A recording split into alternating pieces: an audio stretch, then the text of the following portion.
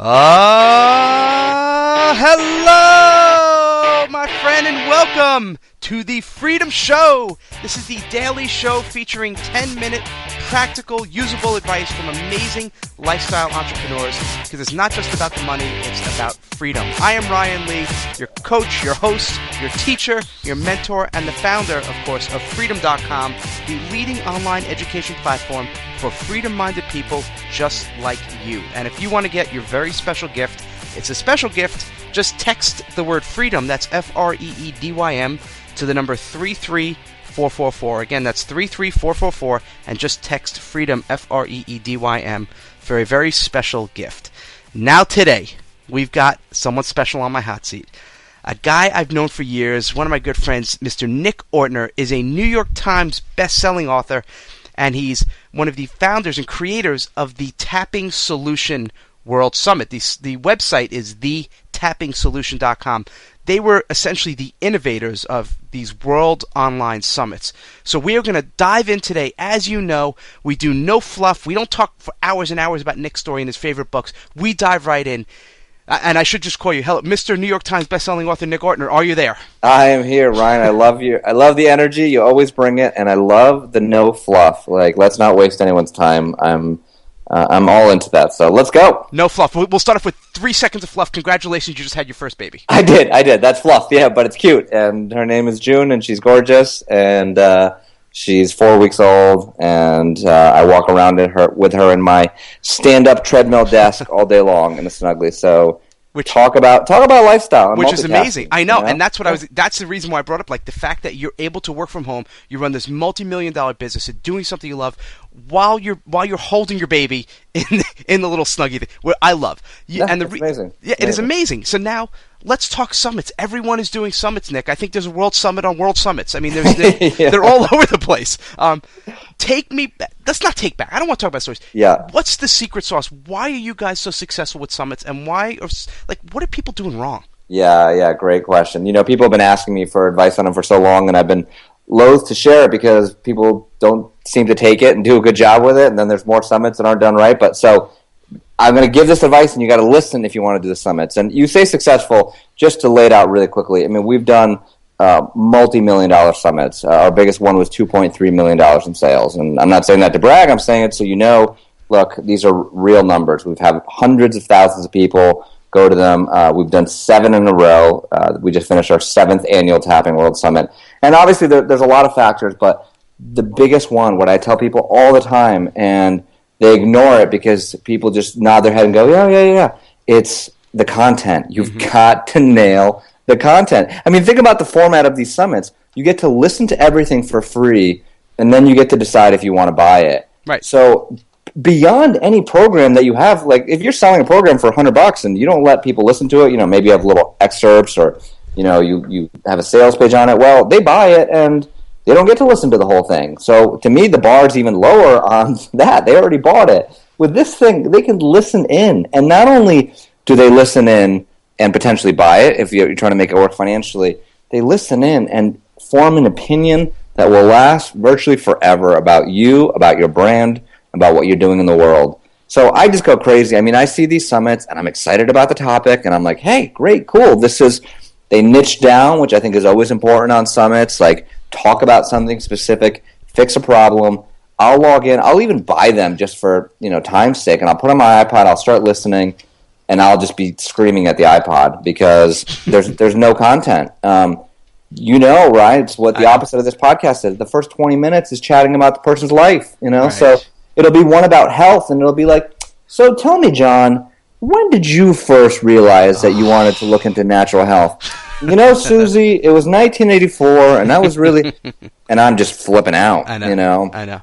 It's hard. I mean, it is. It's frustrating. You hear the fluff. So content obviously is key because people just try to find people to interview with a big list, and they could care less if they deliver good stuff.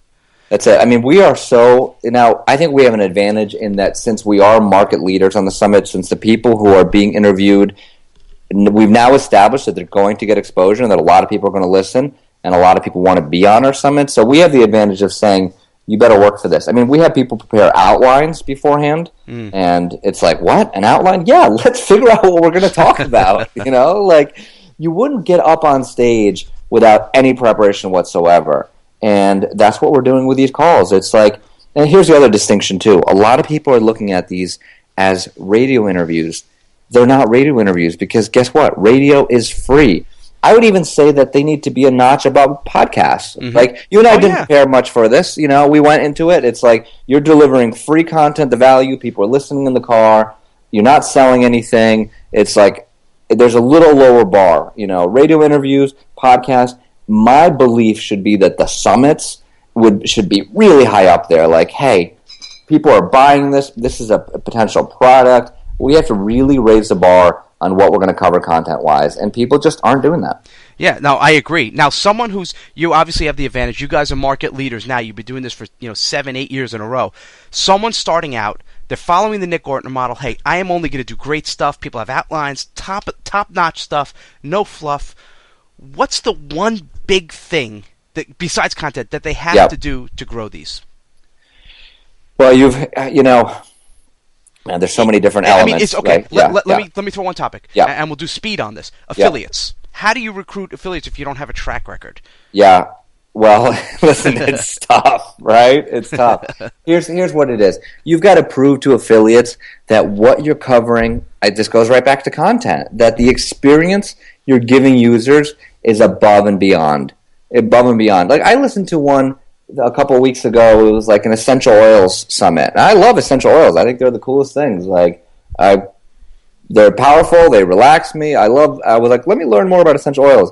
I listened in on the summit, and I listened to a whole call that wasn't even about essential oils. Like, 45 minutes was about something else. Right. So it's like, let's get really specific, and let's think about the user. What's the problem that they're having? Let's help them fix that problem. Let's dive right in.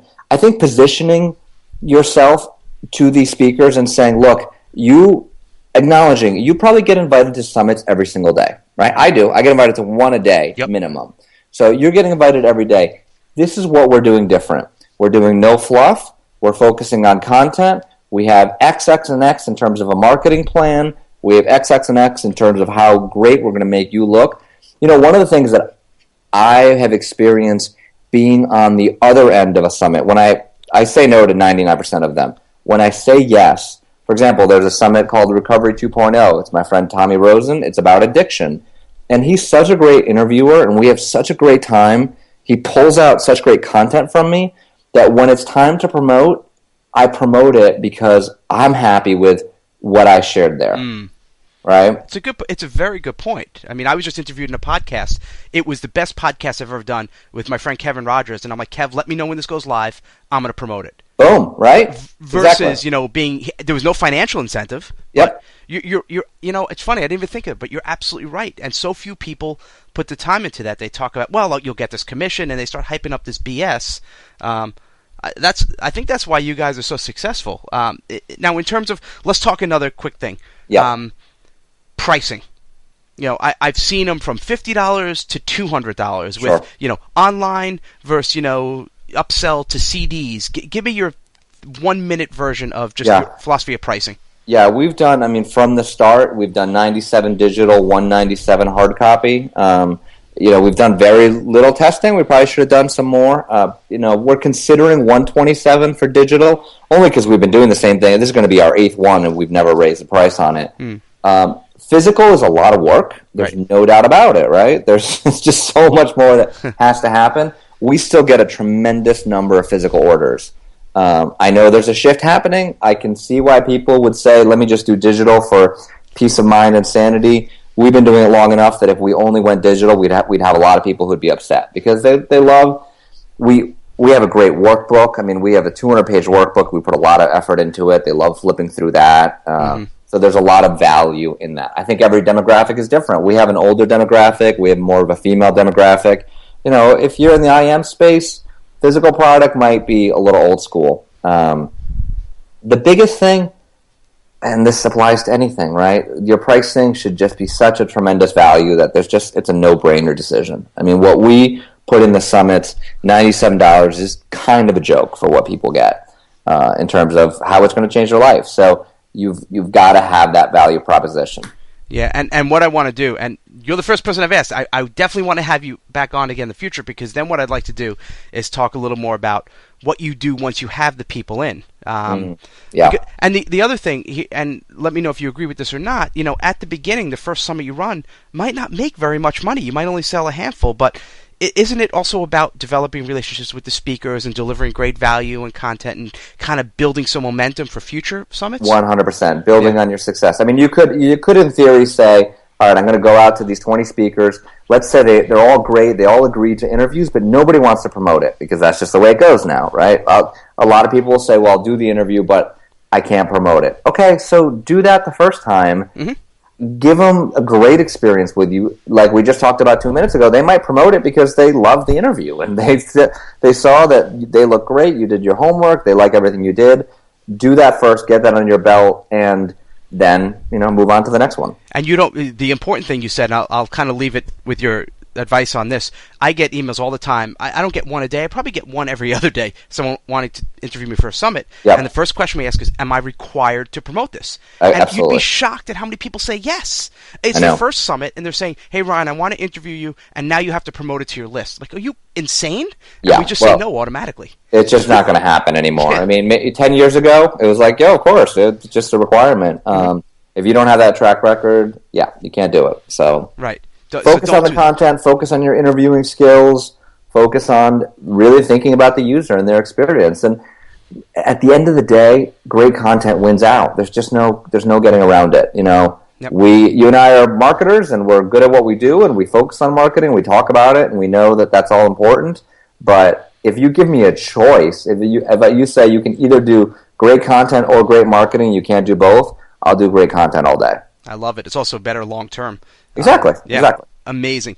If you guys are interested, here's what I suggest you do. Go to thetappingsolution.com and go through the summits. Experience it yourself. Buy the products. See what they're doing. And not only will you understand marketing better, but Nick does great products. I have their DVDs. I have their books. I have all the great stuff. And I know Nick and his sister Jessica and his brother Alex, and great people. Also, for anyone going to our first event, Freedom Fest, Nick is going to be speaking. I think you never speak about business at these events. Never. I have to twist some arms, but I appreciate it. Thank you so much, Nick. This has been amazing. We cut right to it. We got great stuff. And for everyone listening, I hope you enjoyed this with my man Nick Ortner. As always, stay tuned, because tomorrow we've got another show. I'm here every day.